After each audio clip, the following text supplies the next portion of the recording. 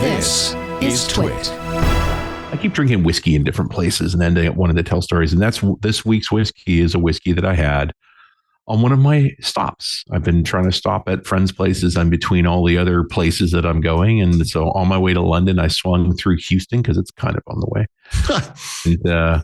And some friends of mine introduced me to this Isle of Skye whiskey. Now, you've heard the term Isle of Skye before. It's part of the Hebrides chain, not a big deal in the northwest of Scotland. Islay is part of that chain, as is Jura, all the ones that have distilleries on it. And Skye is no exception. There's many other islands you haven't heard of, but that's because they don't have distilleries. The main distillery on Skye is called Talisker, and we're not going to talk about Talisker today because that's a whole other conversation. It's one of Diageo's big distilleries, and I would be remiss to say it's the only one. There's another one called Torvhag, which is a newer place. But the main thing is this is where the clan Macleod is from. So remember Highlander? You bet. Yeah, the clan Macleod. In fact, when Talisker was building their distillery back 200 years ago, they bought land from the clan Macleod. But this is not a segment about Talisker. So we're actually going to talk about a different Macleod, Ian Macleod. Ian Macleod Distillers was actually... He was from the TV series, actually, wasn't he? Yeah. And there can only be one whiskey. Founded back in 1933, so not that old, but they were not a distillery then. They were a bottler, and so they were buying whiskey barrels from various places and doing their own blends, and their original blend was called Isle of Skye. And that's not the whiskey we're talking about either, because that's an older version, which has gone through many iterations. They were acquired by the Russell family in 1963, who's now bought up a bunch of other distilleries.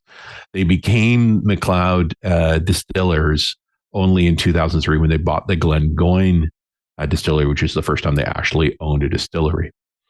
They're also known for making a whiskey called Smokehead. That was back in 2006. So this was an attempt when whiskey was becoming hip in the early aughts to make a younger targeted whiskey. And so they're a little bit sweeter, but still very smoky, very peaty, as the most Isle of Skye whiskeys are. They also have merch. It's the first time I've ever seen the word merch on a whiskey distillery website. So, yep, they sell merch. They've also bought some Speysides. They own the Tamdhu distillery. And recently, about 10 years ago, they acquired the Rosebank distillery. And that's a whole other conversation. Arguably, Rosebank was one of the very finest lowland distilleries ever made. It sits between Glasgow and Edinburgh, and it's like a whole other conversation. Let's talk about Isle of Skye. And we're going to talk specifically about their blended edition that they released in the US only last year. June of 2023 is when it first started coming in. So they've been making Isle of Skye editions in the UK for quite some time, but they made a separate release in the US. Some of them can be very hard to find, but they make an 8, a 12, an 18, a 21, a 25, and a 30.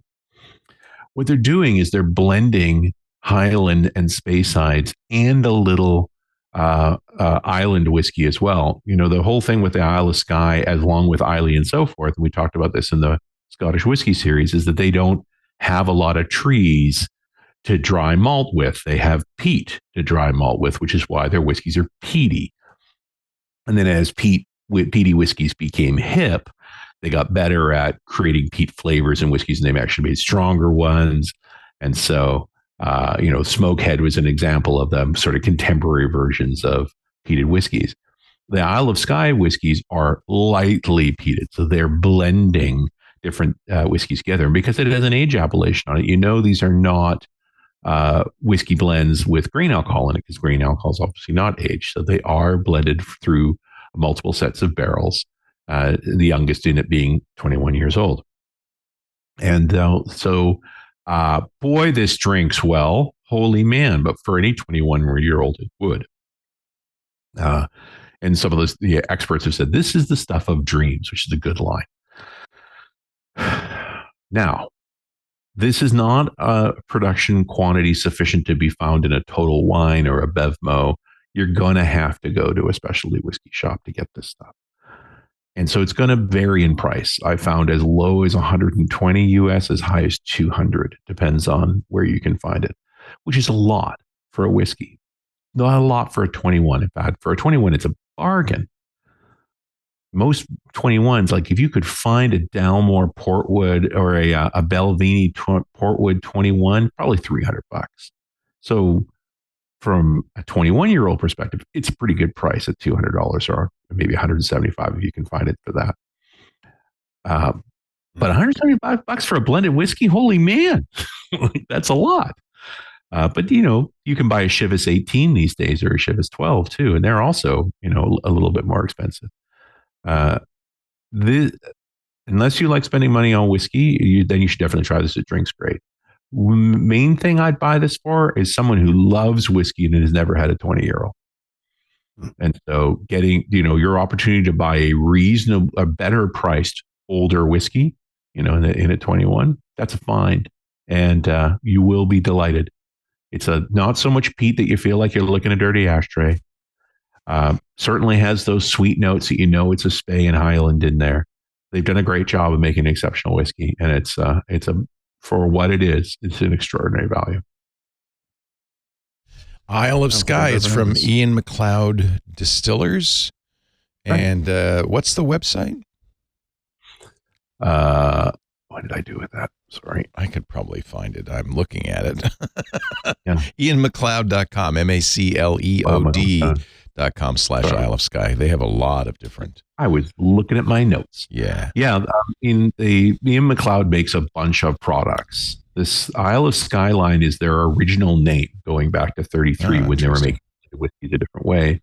But this U.S. edition, and I come to appreciate it, really is a U.S. edition, is fantastic. I'm just blown away by it. And it's cool to have older blends rather than just generic blends. Like Famous Grouse is a blend of Highland Park and Macallan, but it's also 50% grain alcohol, which is why it's $20 for a bottle. And by the way, a good drink. Like, I got nothing. You put a Famous Grouse in front of me, I'm going to drink it. No question. Paul was unable to pull up a... I would refused to make a picture of Richard as the Pope. But refused. He did... So I had to go in a different direction. A Jim Beam kind of... Are we worshiping Jim Beam? Okay. I think monkeys worshiping Jim Beam. Some of the other images were less suitable for work. Oddly. Wow. There was one that had a Christ imagery in the background on a cross. Yeah. Which I thought was, maybe inappropriate. But yeah, that was curious.